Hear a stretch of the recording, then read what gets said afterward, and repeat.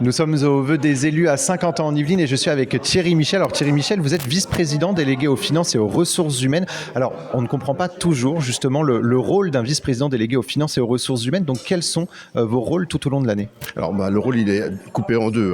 Les finances, c'est la gestion du budget, des budgets, parce qu'il y a le budget principal et les budgets annexes. Ça permet effectivement de faire fonctionner toute l'agglomération de Saint-Quentin-en-Yvelines. Et de l'autre côté, il faut des ressources. Et les ressources, c'est les ressources humaines naturellement.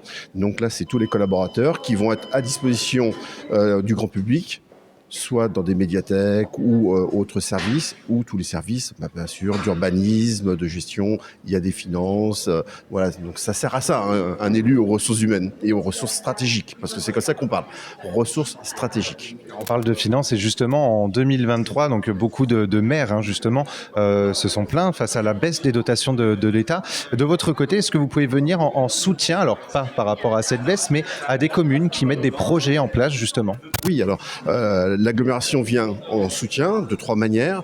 D'une part avec ce qu'on appelle l'attribution de compensation, donc ce sont des fonds qui sont reversés suite à des compétences qui ont été transférées à l'agglomération. Ce sont des fonds de concours qui permettent d'accompagner les maires dans le pilotage, dans leurs investissements. Et c'est aussi une PPI, donc programmation pluriannuelle intercommunale, qui permet effectivement de venir porter des projets sur des équipements qui appartiennent à l'agglomération, mais dans les villes, donc il y a un travail en commun.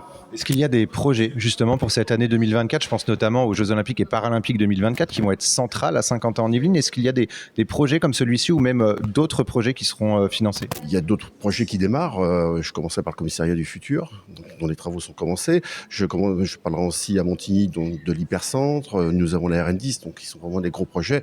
En ce qui concerne effectivement les Jeux Olympiques, c'est une grande année. Alors là, on a un spécialiste, c'est Laurent Mazory, qui est vraiment porteur de ça. Mais effectivement, on a dû mettre des crédits pour pouvoir faire en sorte que ces Jeux Olympiques sur le territoire de Saint-Quentin se réalisent dans de bonnes conditions. Merci beaucoup Thierry Michel d'avoir répondu à nos questions et nous on poursuit justement la rencontre avec les élus de Saint-Quentin-en-Yvelines.